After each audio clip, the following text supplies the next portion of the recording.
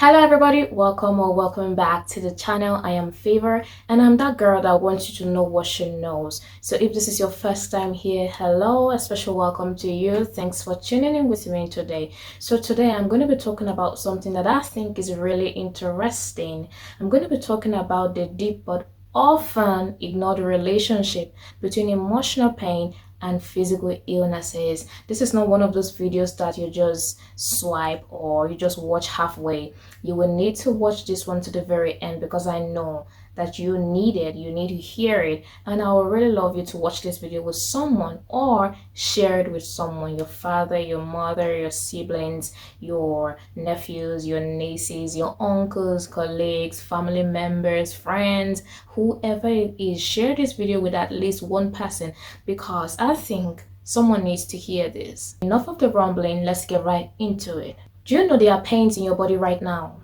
Right now, that no medication can fully fix. Not because the drugs are fake, but because the root of the pain is not physical, it's emotional. What if I told you that very many of the immune system issues, the headaches, the chronic fatigues, the ulcers, back pains, and you name it, all those things that you're battling with today are connected to emotional pain that has been buried for so many years? Have you ever been through a heartbreak or deep loss, and then you notice that your body starts to act up? For some people, it's loss of appetite. For some people, it's loss of sleep. For some people, their skin starts to break out. Psychologists have explained that our emotions are not just thoughts, but they are also biological responses, and I want you to believe that. So because the soul is immaterial, you cannot touch it with your physical hands or see it with your physical eyes. The only way you know that your soul is bruised or wounded is that it expresses itself through our biological system, the limbic system, the nervous system, the digestive system, all of that. That is how it expresses itself, and then you know something is wrong with me. So this is what happened for the case of anxiety. If you're anxious, the soul holds the nervous system responsible. It says, now I will use express myself. So you notice that your body starts to act up. You freeze, you're ready, you're in fight mode. It's either you're in fight mode ready to defend yourself, you freeze, you can't do anything, you're in shock, always in shock. So it holds our biological systems responsible to show that I'm not okay, I'm very uneasy. So you go to your doctor gives you drugs to suppress the anxiety. But the problem is that the anxiety is not from the body, it's from the soul. It's only expressing itself through the biological system. And because the doctor does not understand how the soul works, he's only going to attend to your body. In this case, the brain interprets emotional pain through the limbic system, especially the amygdala and the hippocampus. So what's the limbic system? So the limbic system is a group of interconnected structures in the brain, and it plays a major role in memory, behavior, emotion, and motivation. It's like the brain's emotional and memory center. So the limbic system consists of the amygdala, the hippocampus, the hypothalamus, the thalamus, the cingulate gyrus, and the olfactory bulb. But for the purpose of this video, I'm going to touch just a little bit on the amygdala and the hippocampus because they are the ones closely related to what I'm going to be talking about. So the amygdala helps to process emotions like fear, anger, pleasure. It is most active in emotional memories. And then the hippocampus helps you to form new memories and connect emotions to those memories. In my opinion, I think the most sophisticated and intelligent thing I have ever seen. I've not seen much, but what I have seen in my life, I think is the human body. Not maybe, yeah, I wanted to say the body, but the human body is the most sophisticated and intelligent thing ever created. Sometimes I have tried, for some of you that are good at calculating your period, your cycle, it's good for you. I don't know how to do that. I've tried apps, the apps confuse me the more.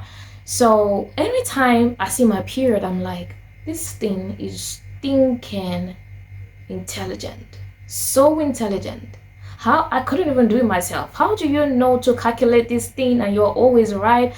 The only way I know is how I feel in my body. That's the only sign, and I'm grateful for that. I start feeling a certain way in my body. I just know this is it, and that has been helping me. When trauma is unresolved, the nervous system stays in a prolonged state of fight, flight, or freeze. Let me tell you what that means and what that does to your body. Your body sees trauma as chronic stress. Chronic stress. So it takes betrayal, abandonment, shame, rejection, all of those things. It sees it as stress. And what happens is that anytime your body notices that you're under stress, it starts to secrete the hormone cortisol. Cortisol is known typically as the stress hormone. So what happens is that your body wants you to not just die because it thinks you're going through it. We're all going through it. But it thinks you're going through it and it wants to help you. So it keeps to secrete cortisol, and over time, cortisol is good for the meantime so you don't fall down, collapse, or die or pass out. If you see a snake by your leg, you will be able to jump any heights and not feel anything. That's the work of cortisol. It wants to help you. But what happens is that in the case of trauma, because it is not physical, and your body doesn't know when it's physical or emotional or stuff like that, your body just knows you're under stress. So I want to help this girl, I want to help this man, I want to help this woman. So it keeps secreting cortisol. Cortisol over a long period of time is harmful. It weakens your immune system. It causes inflammation, it affects your blood sugar, it affects your heart health, it affects your digestion, and a lot of things. A lot of things. Do you know that studies have shown that people with childhood traumas are most likely to develop autoimmune disease, irritable bowel syndromes, anxiety disorders, depression, chronic fatigue? Sometimes that chronic back pain, that recurring headache, that ulcer, that is your body screaming about what your mouth has been silent about. Do you know that when your soul is healthy, you glow from the inside out? It's not about cream. It's not about, the luxury things. It's not about that. You just glow from the inside out. I don't know if it is just me, but you can laugh from ear to ear. You can have the best smile on it. You can pretend all you want. Even though the body doesn't pretend. It doesn't. It doesn't. The body will not join you to pretend. Or you can pretend all you want. The body doesn't pretend. But what I'm trying to say is that I don't know if it's a gift. I don't know. Maybe it's just my heart for it that gives me the eyes to see. As soon as I see you, I know that you're going through something. I can tell. I might not be able to tell specifically what it is, whether it is grief or whether it is heartbreak, whatever it is, but I can tell immediately that you're going through something. Immediately I see you, I know. If you won't have the best smile all day, I can smell it. It's almost like a scent. I can smell it. And immediately I try to get very close to you because I want to help you. I don't know if it's a gift. I think it's a gift because a lot of people are very insensitive. They say anything. They don't see anything. They don't read people's faces. They don't see how someone is a little bit withdrawn. And the worst part is that even if they notice they're so insensitive that they'll always say something relating to that. You see that a person is a little bit withdrawn or just very tight, and all you can do is judge them. How dare you? How dare you? So I came across a book, a very popular book by Dr. Bessel van der Kolk, and the title of the book is The Body Keeps the Score. Just the title alone explains everything. It talks about how emotional trauma or trauma in general, how it rewires the brain, how suppressed feelings always shows up in sexual dysfunction or always shows up in tension, not intention, tension. It always shows up in tension, and how emotional pain is trapped in the body and then it results to physical illnesses. It's such an interesting book. You know how some people keep wondering, why are you always in abusive relationships? This man is treating you anyhow. Why can't you leave? Like, he's beating you, slapping you. And in your mind, you're like, why are you so dumb? Why are you so senseless? Up and leave. They tie your leg there. The problem is the trauma rewired the brain. She's not thinking like you. He's not thinking like you. I think what is most dumb or more dumb is when people meet people who are going through traumatic experiences and they say, move on. Why do you say that? I cannot understand. Why do you say move on? What's the English? How can you move on? You cannot move on. Where do you want to move on to? First of all, they're not thinking like you're thinking. You're the one thinking that way. They're not thinking that way. Their entire brain chemistry has changed, so they can't move on. So please stop telling people move on. Find a way to help them. Don't tell them move on. Move on is for ignorant people. So let me show you some common emotional roots and their physical symptoms in the body. The first is unexpressed anger. Unexpressed anger shows itself in the body as high blood pressure. It also shows itself in the body as headaches or liver issues. So in your wildest dreams, you're in the hospital and they're telling you about you having liver issues. And in your wildest dream, you would never think of any unexpressed anger being the cause of that. How many people are in the hospital right now and they're telling you you have liver issues and your mind is going to unexpressed anger? How many people? Nobody thinks that. And I think that is why we need to start talking about things like this more often. As much as they're shouting about physical illnesses, let's also shout about emotional pain that is the cause of that physical illness, because doctors can help you with this. So they are treating the liver and there's no, what do they call it? You're not seeing any progress. That is because the liver is not the problem. The problem is that there is suppressed anger inside of you. And the doctor doesn't know that. The doctor is not going to sit with you and say, okay, you have liver issues. Even he is limited in that area. Even he does not think that, oh, the problem is suppressed anger, because he only studied anatomy, physiology, biochemistry. That is good, but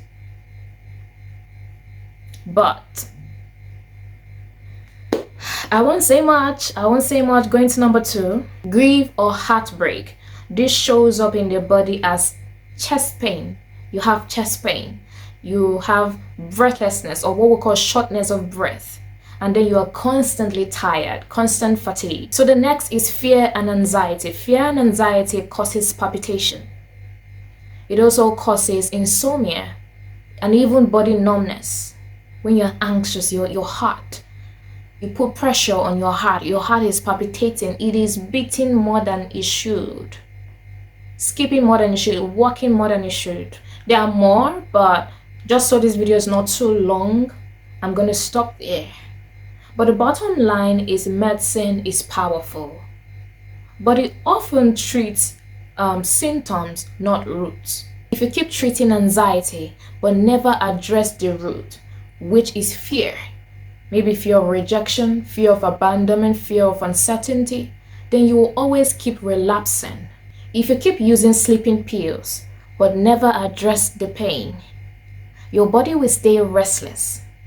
If I tell you some people have not slept for 6 months, would you believe me? And if you think that is too much, there are people who haven't slept in a year. And when I say sleep, I'm not saying they don't lie down and close their eyes, but they know that if I don't take a sleeping pill, I'm not going to close my eyes, I'm not going to sleep. Start listening to your body. Ask yourself, what emotion am I dealing with? The hospitals and medicine is powerful, very powerful, they are powerful. But if we can only start paying attention to us, I think we will live better. Start journaling. Write down what you feel, how you feel, just as raw as it is. And also engage in practices or activities that help you release stored emotions. Maybe taking walks, maybe talking to someone that you know that it is safe. Some people don't know how power for taking deep breaths is take deep breaths often. Do it steady. Do it on a normal. Let it become part of you. Let it become a daily lifestyle activity. It works. For someone who's dealing with anxiety, I can tell you one thing that has been working for me even more than every other thing, and that is the Word of God. I'm telling you, it works every time. Every time.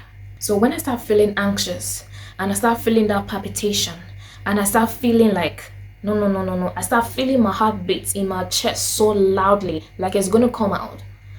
I take the Word of God for me. I start saying, be anxious for nothing. Be anxious for nothing. And I don't mind saying it 100 times. Keep saying it. Keep saying it. Say it and hear it. Say it and hear it. Say it and hear it until it goes down. It works all the time. Be anxious for nothing, but by prayer, supplication, and thanksgiving, make your request known unto me. Be anxious for nothing, but by prayer, supplication, and thanksgiving, make your request known unto me. What is that thing I am afraid of? What is that trouble that I think is right in my face that is making me anxious? God said I should give it to him. God said I should make my request known unto him. I start talking to myself. Learn how to talk to yourself. It works 100%. If there is one thing I want you to know, is that you are not just a body. You are a soul in a body. And when your soul is sick, your body will speak. Don't be so quick to medicate pain without first asking yourself, is there something my body is trying to tell me? Because sometimes, or most times, healing doesn't start in the hospital. It starts in the heart. I want you to share this video with someone.